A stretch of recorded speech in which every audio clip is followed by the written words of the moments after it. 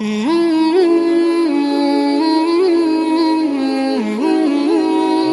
کہ آپ نے جب کلمہ پڑھ لیا، یہ اللہ جل مجدہ کے ساتھ عہد و پیمان کر لیا۔ کلمہ پڑھ لینا یہ صرف کوئی زبانی جمع خرچ نہیں ہے دوستو۔ کلمہ پڑھنے کے بعد اللہ سے یہ عہد ہو جاتا ہے کہ اے اللہ، میں نے تیرا یہ کلمہ پڑھ لیا ہے، تجھ پر ایمان لے کے آ گیا ہوں، اور تجھے میں اب وحدہ لا شریک مانتا ہوں، اور تو جس چیز کا حکم دے گا اب میں نے وہی کرنا ہے، میری منمانی نہیں چلے گی۔ یہ اللہ سے عہد و پیمان کر لیتا ہے کلمہ پڑھ لینے والا، اور وہ کہتا ہے کہ اللہ اب اگر جھکنا ہے تو تیرے سامنے ہی جھکنا ہے، سجدہ کرنا ہے تو تیرے سامنے ہی کرنا ہے، رکوع کرنا ہے تو تیرے ہی سامنے کرنا ہے، مانگنا ہے تو تجھ ہی سے مانگنا ہے، اولاد اگر مجھے چاہیے تو تیری طرف ہی رجوع کروں گا، رزق کے خزانے اگر مجھے چاہیے تب بھی تیری طرف رجوع کروں گا، کاروبار اگر نہیں چل رہا تب بھی تیری طرف ہی رجوع کروں گا، اولاد اگر باغی ہو گئی تب بھی اللہ تیرے سے رجوع کروں گا۔ خلاصہ یہ کہ ہر چیز میں اللہ سے یہ وعدہ کر لیتا ہے کہ اللہ اس کلمے کے بعد اب میرا اور تیرا وعدہ ہو چکا ہے، اب جو تو کہے گا اس پر میں عمل کر کے دکھاؤں گا۔ محمد الرسول اللہ اقرار کر لیا، اے محبوب تو ہی اللہ کا رسول ہے، تو ہی خاتم النبیین ہے، تو ہی ہمارا رسول ہے۔ جب میں یہ اقرار کر لیتا ہوں تو میں اللہ کے حبیب سے اور اللہ سے یہ کہتا ہوں کہ اب ماننی ہے تو تیری ماننی ہے، چلنا ہے تو تیرے رستے پہ چلنا ہے، کسی اور کے رستے پہ۔ یہ اقرار ہو رہا ہے دوستو، وعدہ ہو رہا ہے اللہ سے اور اللہ کے حبیب سے۔ اب ہر شخص دیکھ سکتا ہے اگر وہ اس وعدے کی پاسداری نہیں کرتا، کلمہ پڑھ لینے کے بعد رسول اللہ کی رسالت کا اقرار کر لے، رسول اللہ کی اطاعت نہیں کرتا، کسی اور کی طرف اگر جاتا ہے تو یاد رکھیے اس سے بڑا وعدہ خلافی اور کوئی نہیں ہے روئے زمین پر۔ اس لیے اللہ سے جو وعدہ کر بیٹھے ہو، کلمہ پڑھ لیا ہے، اب اللہ سے بغاوت مت کرو، پیغمبر کے راستوں سے ہٹ کر کسی اور کے راستوں پر مت چلا کرو۔ اور جب آپ چل پڑے اللہ کے راستے پہ، اللہ کے حبیب کے راستے پہ، اسی کا نام تقویٰ ہے، اسی کا نام تقویٰ ہے۔ اللہ یہ تقویٰ تو اتنی اہم چیز ہے، اتنی بڑی چیز ہے، اتنی اعلیٰ چیز ہے، ہمیں کیسے یہ تقویٰ حاصل ہوگا؟ کیسے ہمارے اندر تقویٰ آئے گا؟ کوئی حل بھی تو ہونا چاہیے، کوئی جگہ بھی تو ہونی چاہیے، کوئی مقام ہو جہاں سے ہمیں یہ تقویٰ حاصل ہو جائے۔ یاد رکھیے اللہ جب اپنے بندوں کو کسی چیز کا حکم دیتا ہے، اس حکم کے ساتھ اس کو راستہ بھی بتاتا ہے۔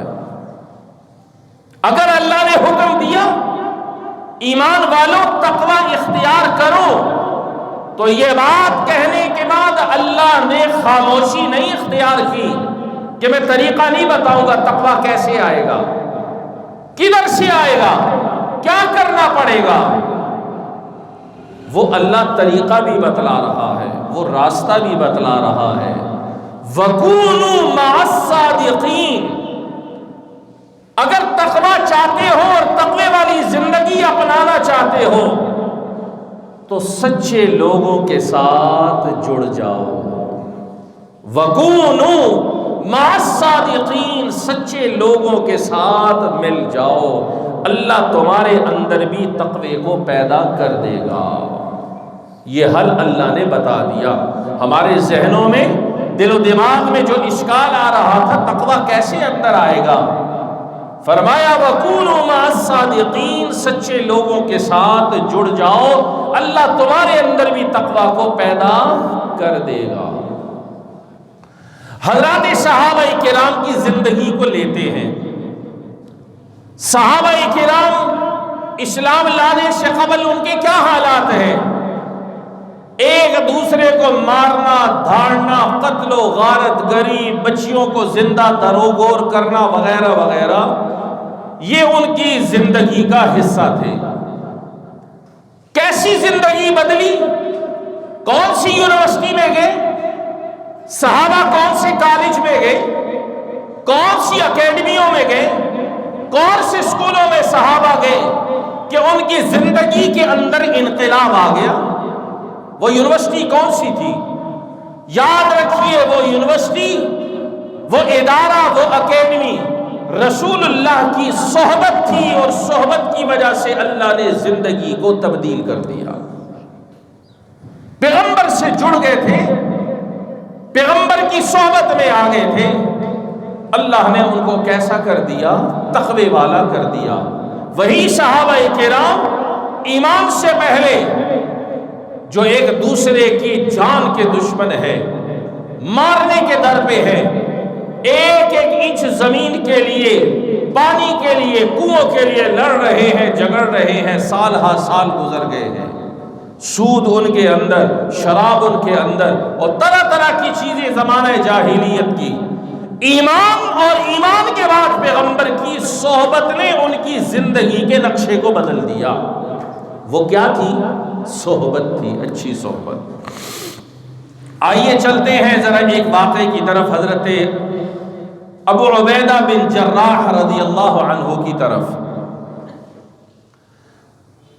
حضرت فاروق اعظم کا دور ہے، اور آپ کو پتا ہے حضرت فاروق اعظم کے دور میں اللہ جل مجدہ نے کتنی فتوحات عطا فرمائی ان کو، کتنی سلطنتیں ان کے زیر اثر تھیں۔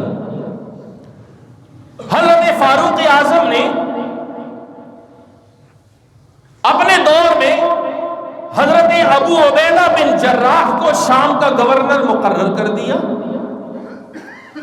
اور مقرر کرنے کے بعد ان کو وہاں پر بھیج دیا۔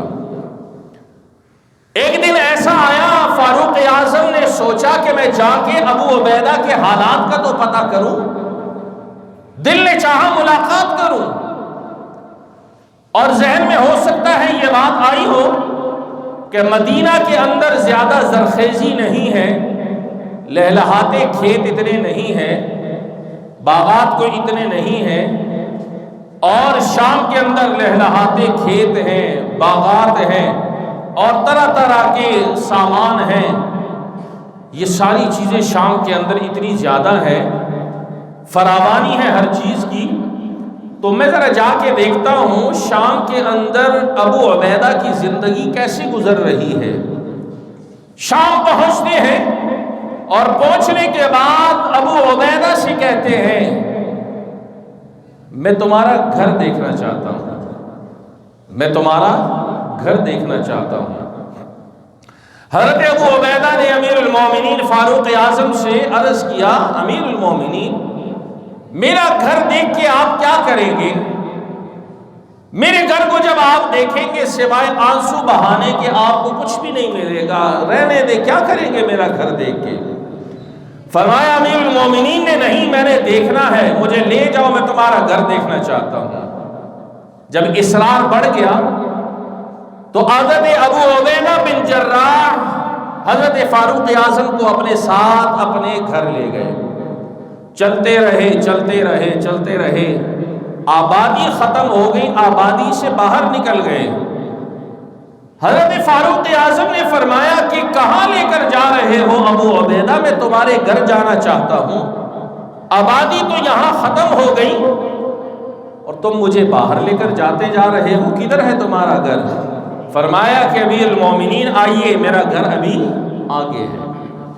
آبادی سے ہٹ کر لے جا کر ایک جھوپڑی سی بنی ہوئی ہے، گھاس پھوس کی بنی ہے.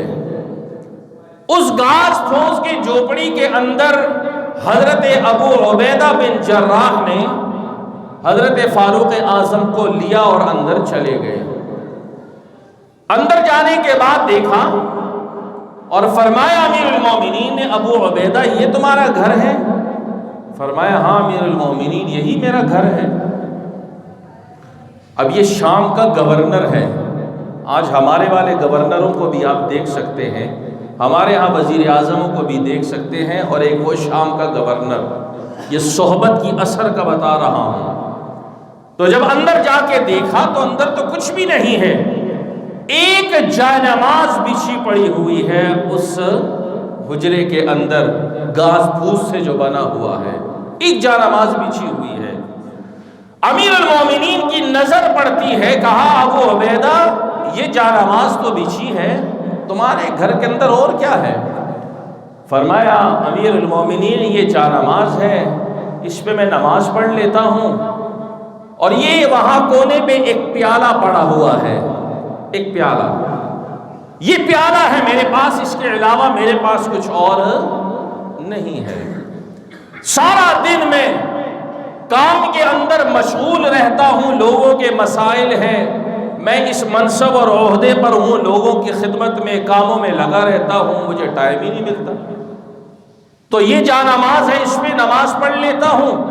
وہ سامنے میرا پیالہ پڑا ہوا ہے، میں ایک خاتون کو کہہ دیتا ہوں پورے ہفتے کی روٹیاں مجھے بنا کے دے دیتی ہے، وہ میں پورے ہفتے کی روٹیاں گھر لے آتا ہوں اور پھر وہ پانی کے اندر ڈال دیتا ہوں. جب بھوک لگتی ہے تو وہ پانی کے اندر جو روٹیاں بھیگی ہوتی ہیں ان روٹیوں کو کھا کر میں اپنا گزارا کر لیتا ہوں. اس سے میرا کام چلتا ہے اور پورے ہفتے کی روٹیاں میں پہلے بنوا لیتا ہوں. یقین جانیے لکھا ہے حضرت فاروق اعظم رضی اللہ عنہ نے جب یہ منظر دیکھا تو امیر المومنین کے آنکھوں سے آنسو بہنا شروع ہو گئے، رونے لگ گئے اور فرمایا ابو عبیدہ خدا کی قسم ہم سب کو اللہ نے بدل دیا، ہم سب کے اندر تبدیلیاں آ گئیں، لیکن ابو عبیدہ تم جیسے رسول اللہ کے دور میں تھے تم آج بھی اسی طریقے پر چل رہے ہو. یہ کس نے کہا؟ امیر المؤمنین حضرت فاروق اعظم نے، کہ جس طریقے سے تم اس وقت تھے آج بھی تم اسی طرح اپنی زندگی گزار رہے ہو. تو آنسو آنکھوں سے بہ رہے ہیں. تو حضرت ابو عبیدہ بن جراح نے یہی فرمایا کہ امیر المومنین میں نے تو آپ سے کہا تھا کہ میرے گھر جا کر کیا کریں گے، سوائے آنسو بہانے کے آپ کو کچھ بھی نہیں ملے گا. یہ میرا گھر ہے اور یہ میری زندگی ہے. معلوم کیا ہوا دوستو کہ یہ جو کیفیات حضرت ابو عبیدہ بن جراح کی بنی ہے اور دیگر صحابہ کرام کی یہ کیفیات بنی ہے، کیسے بنی ہے؟ محمد الرسول اللہ، لا الہ الا اللہ محمد الرسول اللہ پڑھنے کے بعد پیغمبر کی صحبت میں ایسے آئے، ایسے جڑے کہ دنیا کی محبت ان کے دل میں تھی ہی نہیں. اس دنیا کو عارضی اور فانی سمجھتے تھے. بس ان کا یہی تھا کہ اللہ سے اقرار کر لیا ہے، کلمہ پڑھ کے اب ہم نے اللہ ہی کی ماننی ہے، چاہے ہمارا دل مانے یا نہ مانے ہم نے اللہ کی ماننی ہے، چاہے ہمیں سمجھ میں آئے یا نہ آئے ہم نے اللہ ہی کے ماننی ہے. رسول اللہ کا جو طریقہ ہے سمجھ میں آئے نہ آئے چلنا اسی پہ ہی ہے، ماننا اسی کو ہی ہے، زندگی اس کے مطابق ہی گزارنی ہے. یہ صحابہ کرام نے تہیہ کر لیا تھا اور حضرت ابو عبیدہ بن جراح نے بھی کر لیا تھا. یہ چیز جو دوستوں ان کو حاصل ہوئی یہ کیا تھی؟ اچھی صحبت کی وجہ سے، جس کو قرآن نے کہا وَكُونُوا مَعَ الصَّادِقِينَ، سچے لوگوں کے ساتھ رہو.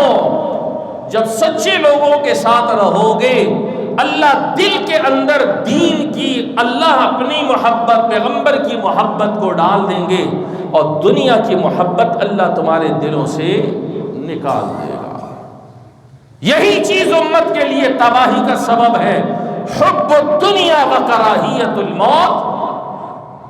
موت سے ڈر لگتا ہے، دنیا سے محبت ہو چکی ہے، اس کی وجہ سے مسلمان بزدل ہو چکا ہے۔ اس لیے دوستو، صحبت اچھی رکھو، تقوی اختیار کرو اور سچے لوگوں کے ساتھ جڑ جاؤ۔ بیٹھنا اٹھنا کھانا پینا اچھے لوگوں کے ساتھ رکھو، اللہ تمہارے اندر بھی تقوی پیدا کر دے گا۔ سچے لوگوں کا مطلب کیا ہے؟ صرف بولتے سچ ہو؟ نہیں، بولتے بھی سچ ہو، زبان کے بھی سچے ہو، کردار کے بھی سچے ہو، اخلاق کے بھی سچے ہو، اعمال کے بھی سچے ہو، عبادت کے بھی سچے ہو۔ ان ہر چیز کے اندر جو سچا ہو اس کو کہتے ہیں صادقین۔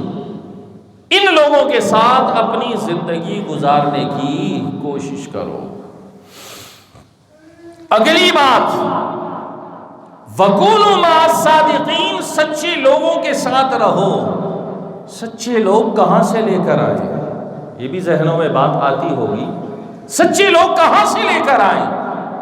آج کل تو ہر طرف بہروپیے ہی بہروپیے پھر رہے ہیں، داڑھی بھی ہے، ٹوپی بھی ہے، پگڑی بھی ہے، کرتا بھی ہے، پھر بھی بہروپیہ ہے، ڈر لگتا ہے۔ اور یہی کچھ آج کل ہو رہا ہے، دائیں بائیں ہو رہا ہے۔ آپ دیکھ لیے طرح طرح کے نمونے ہمارے اس معاشرے میں نکلے ہوئے ہیں۔ دین کے نام پر وہ ڈرامے بازیاں، وہ حرکتیں کہ دین کا ان کو پتہ بھی نہیں ہے۔ میں یقین سے کہتا ہوں یہ جو دائیں بائیں آج کل پھر رہے ہیں، کسی نے کس کے دامن کو پکڑا ہے، کس نے کس کے دامن کو پکڑا ہے، کس نے کس کو اپنا بزرگ مانا ہے، کس نے کس کو اپنا پیر مانا ہے، کس نے کس کو اپنا فقیر مانا ہے۔ میں یقیناً کہتا ہوں رسول اللہ کی ایک سنت ان سے پوچھئے کہ اس معاملے میں کہ رسول اللہ کا طریقہ کیا ہے، اس کو پتہ نہیں ہوگا، نہیں پتہ ان کو۔ صرف زندگی ڈھول ڈمکا، شور شرابہ، عرس، یہ وہ فلاں، نہ داڑھی کا پتہ ہے، نہ شلوار کا پتہ ہے، نہ اپنے 6 فٹ جسم کا پتہ ہے کہ میرا حلیہ کیسا ہے، سنت کے مطابق ہے بھی یا نہیں ہے۔ ہر ایک نے اپنے آپ دوسرے کو پکڑا ہے، یہ میرا بزرگ ہے، یہ میرا ولی ہے، یہ فلاں ہے، یہ فلاں ہے۔ کیا تماشا ہے؟ اتنی سمجھ نہیں ہے معاشرے کو، امت کو اتنی فکر نہیں ہے، اتنا خیال نہیں ہے کہ میں نے اگر اپنا کوئی مقتدا بنانا ہے، پیشوا بنانا ہے، کس کو بناؤں، کس کے پیچھے چلوں؟ میری اتنی سینس نہیں ہے کہ آگے والا کیا حرکتیں کر رہا ہے میں اس کے پیچھے پھر بھی بھاگتا جا رہا ہوں۔ اللہ سے عقل مانگو، سمجھ مانگو، صراط مستقیم مانگا کرو کہ ہم کس کے پیچھے چلیں۔ تو یہ ایک مسئلہ ہے کہ سچے لوگ کہاں سے لے کر آئیں۔ قرآن کہتا ہے سچے لوگوں کے ساتھ رہو۔ یاد رکھو قرآن نے وَكُونُوا مَعَ الصَّادِقِينَ کہا ہے، یہ صرف صحابہ کے دور کے لیے نہیں ہے، قرآن کا حکم ہمیشہ کے لیے ہوا کرتا ہے۔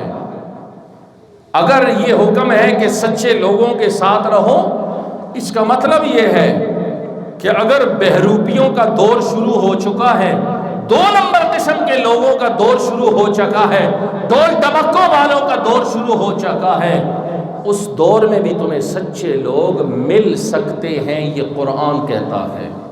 لیکن کیا ہے، تلاش کرنا پڑے گا۔ کیا کرنا پڑے گا؟ تلاش کرنا پڑے گا۔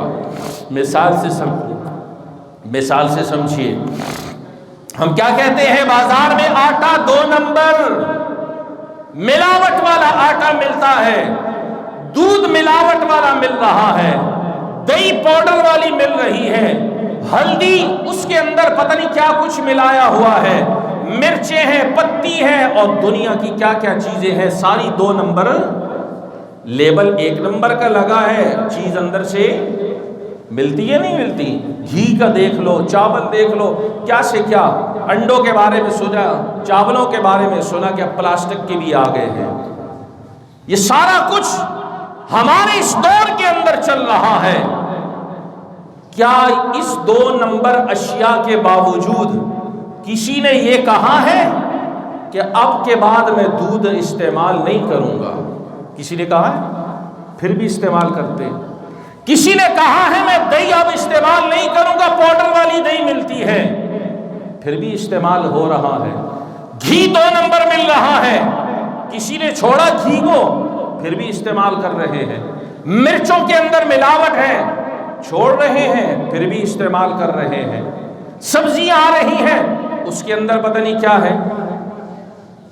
یہ ساری چیزیں 2 نمبر ملنے کے باوجود بھی ہم نے ان کے استعمال کو چھوڑا نہیں ہے, پھر بھی ہم استعمال کرتے ہیں اور تلاش کرتے ہیں ایک دکان پہ, دوسرے پہ, تیسرے پہ, چوتھے پہ. یار یہاں چیز اچھی مل سکتی ہے, فلاں دکاندار ہے اس کے پاس دوائی اچھی ملتی ہے, وہ دودھ والا ہے اس کا دودھ اچھا ہے, وہ دہی والا ہے اس کا دہی اچھا ہے. ہم سوچتے ہیں, فکر کرتے ہیں کہ وہاں مجھے ان 2 نمبر چیزوں میں سے 1 نمبر چیز وہاں مل سکتی ہے, وہاں مل سکتی ہے, وہاں مل سکتی ہے. تلاش کرتے ہی نہیں کرتے, کرتے ہیں. اسی دور کے اندر, ان 2 نمبریوں کے دور میں اچھی چیز ہم تلاش کرتے ہیں. تو دوستو اگر افراد کے اندر اگر 2 نمبر اگر مارکیٹ کے اندر موجود ہیں اور 2 نمبر قسم کے لوگ جن کو دین کا پتہ نہیں ہے ہر طرف پھیلے ہوئے ہیں, اس کے اندر بھی ہم تلاش اگر سچے لوگوں کو کریں گے یقیناً ہمیں سچے لوگ مل جائیں گے. اگر گھی مجھے مل سکتا ہے صحیح, دودھ مل سکتا ہے, پتی مل سکتی ہے, چاول مل سکتے ہیں, ڈھونڈنے سے اچھی چیز مل سکتی ہے, تو اس 2 نمبر لوگوں کے درمیان میں ہمیں صادقین لوگ بھی مل سکتے ہیں. اس لیے کہ قرآن نے کہا وَكُونُوا مَعَ الصَّادِقِينَ, سچے لوگوں کے ساتھ رہو. تو معلوم کیا ہوا کہ قرآن کا حکم صرف صحابہ کے لیے نہیں تھا, ہمارے لیے بھی ہے, آج کے اس دور میں بھی ہے کہ اگر اس قسم کے بہروپیے دنیا میں پھر رہے ہیں تو ہمیں سچے لوگوں کو تلاش کرنا چاہیے, ڈھونڈنا چاہیے اور ان کی اقتدا کرنی چاہیے. آج کل لوگ عجیب بات کرتے ہیں, بزرگوں میں, نیک لوگوں میں تلاش کرتے ہیں ہمیں کوئی بایزید بستامی جیسا مل جائے, مجھے کوئی حسن بصری جیسا مل جائے, ہمیں شیخ عبد القادر جیلانی رحمہ اللہ کی طرح کوئی مرشد اور کوئی بزرگ مل جائے, ہمیں حسن بصری کی طرف مل جائے. ہماری سوچ اور ہمارا معیار اور لیول بزرگی کے حوالے سے کہاں ہے, اس لیول تک ہے. یاد رکھو وہ بہت بڑے لوگ گزرے ہیں, وہ لوگ بہت بڑے لوگ گزرے ہیں. ہم جیسے ہیں ہمیں اسی طرح کی اگر مل جائے تو یہ بھی غنیمت ہے, یہ بھی غنیمت ہے. ہمیں اس طرح کے لوگ اب نہیں مل سکتے کہ بایزید بستامی کو میں تلاش کروں, اب نہیں ملے گا. شیخ عبد القادر جیلانی کو تلاش کروں وہ نہیں ملے گا. حسن بصری اور جنید بغدادی, رابعہ بصریہ نہیں ملیں گے. جیسے روح ویسے فرشتے, جیسے ہم ہیں ویسے ہی ہمیں مقتدا ملیں گے. ایسا نہیں ہو سکتا کہ ہم خود 2 نمبریاں کریں اور معیار اور اپنے لیے بزرگ اور اللہ والا تلاش کریں بایزید بستامی کی طرح. یہ نہیں ہو سکتا, یہ نہیں ہو سکتا. جیسے روح ویسے فرشتے, جیسے ہم ہیں تو ہمیں ایسے ہی پھر ملیں گے. تو اگر درمیانے لیول کا کوئی مناسب اللہ والا مل جاتا ہے, سچا مل جاتا ہے, کردار کا, اخلاق کا, اعمال کا, معاشرت کا, معاملات کا, عبادات کا, جڑ جاؤ ان صحبت اور ان کے ساتھ اپنی صحبت کو قائم کر لو. جڑ جاؤ اور انتخاب کرو. جس طرح دال چینی پتی کو تلاش کرتے ہو اچھی چیز مل جاتی ہے, اسی طرح اللہ کا نیک بندہ, سچا بندہ بھی تمہیں دیکھنے سے مل جائے گا اور اس کے ساتھ جڑ جاؤ. اور اس سے اگلی بات بھی کہہ دیتا ہوں, مفتی اعظم پاکستان حضرت مفتی محمد شفیع صاحب رحمہ اللہ فرمایا کرتے تھے, بڑی وزنی بات ہے, فرمایا کہ اگر تمہیں کوئی اور نہیں ملتا, تم سمجھتے ہو کہ کوئی ایسا بندہ نہیں ملتا, تو کم از کم اتنا کر لیا کرو کہ مسجد کا جو مؤذن ہے اس مؤذن کے پاس آ کر تھوڑی دیر بیٹھ جایا کرو. مسجد کا مؤذن, ہمارے ہاں اس کی کوئی ویلیو ہے؟ مؤذن کو، خادم کو کسی نے آج ویلیو دی؟ علماء کو کوئی ویلیو نہیں دیتا، پتہ نہیں کیا کیا خرافات نکالتے ہیں منہ سے، ان کو کوئی نہیں ویلیو دیتا۔ مسجد کے خادم اور مؤذن کو کون پوچھتا ہے؟ یہ وہ وقت کا مفتی اعظم کہہ رہا ہے، صاحب معارف القرآن، اور یہ کون ہے؟ شیخ الاسلام حضرت مفتی محمد تقی عثمانی زید مجدہم کے والد محترم جو مفتی اعظم گزرے ہیں۔ یہ ان کا قول ہے، اگر تمہیں کوئی اور نہیں ملتا تو مسجد کے خادم کے پاس آ کر تھوڑی دیر بیٹھ جایا کرو، اس لیے کہ کم از کم وہ دن میں 5 مرتبہ تو تمہیں اللہ کی طرف بلاتا تو ہے نا، دن میں 5 مرتبہ تمہیں اللہ کی طرف تو بلاتا ہے نا، حی علی الصلاۃ، حی علی الفلاح، حی علی الصلاۃ، حی علی الفلاح، یہ تمہیں اللہ کی طرف تو بلاتا ہے۔ تو اگر تمہیں کوئی اور نہیں ملتا، تمہارے دل کو نہیں لگتا، یا تمہارا جو معیار ہے اور سٹیٹس ہے بزرگی کے لیے، اگر وہ نہیں ملتا، اس خادم کے پاس آ کے بیٹھ جایا کرو یار، یہ اذان دیتا ہے، اللہ کی طرف بلاتا ہے، کچھ تھوڑا سا خوف خدا اس کے اندر تو ہوگا، اس کی صحبت میں آ کر بیٹھ جایا کرو۔ یہ اس درویش کا قول ہے۔ تو اس سے معلوم کیا ہوا دوستو کہ تقوی کی زندگی اختیار کرو، سچے لوگوں کے ساتھ رہو، سچے لوگ ختم نہیں ہوئے، معاشرے کے اندر موجود ہیں، 2 نمبریوں کے باوجود 1 نمبر کے سچے لوگ آپ کو مل سکتے ہیں اگر آپ تلاش کریں، اور تلاش کرنے کے بعد ان کی صحبت میں بیٹھا کریں، اور اگر سٹیٹس آپ کا جنید بغدادی، شیخ عبد القادر جیلانی، بایزید بستامی کا ہے، وہ سٹیٹس نیچے لے آئیں، کم کر دیں، معیار کو نیچے لے آئیں، اس لیے کہ جیسے ہم ویسے ہی ہمیں اسی طرح ہی ملیں گے۔ وہ لوگ بڑے اونچے گزرے ہیں، اس طرح کے نہیں ملیں گے، اس طرح کے نہیں ملیں گے۔ ہاں، اس دور کے حساب سے، ہمارے لیول کے حساب سے نیک اور صالح جو لوگ ملتے ہیں، ہمیں ان کے ساتھ بیٹھنا چاہیے، صحبت اختیار کرنی چاہیے، ان سے کچھ سیکھنا چاہیے۔ مرنے کے بعد پھر سارے ہی کہتے ہیں بڑے اللہ والے تھے، ایسے ہی کہتے ہو، بڑے اللہ والے تھے جی۔ پھر کوئی پھول اٹھا کے قبر پہ ڈال رہا ہے، کوئی خوشبو لے کے قبر پہ ڈال رہا ہے، کوئی چادر خریدتا ہے وہ چادر ڈال رہا ہے، پھر کیا فائدہ؟ کوئی فائدہ ہے چادر ڈالنے سے؟ اس کو کیا ملے گا اندر؟ پھولوں سے کیا ملے گا اس کو اندر؟ پتیاں ڈالنے سے کیا ملے گا؟ اگربتی ڈالنے سے کیا ملے گا؟ تمہیں کیا ملے گا؟ اس کو کیا ملے گا تمہاری اگربتی سے؟ مزہ تو تب آئے کہ زندگی میں اس کی بزرگی، اس کے نیکی کے قائل بن کر اس کی زندگی سے فائدہ اٹھاؤ۔ یہ اللہ کی نعمت ہے۔ جب چلا جائے پھر پیچھے بیٹھ کے تبصرے کرنا، باتیں کرنا، اس کا کوئی فائدہ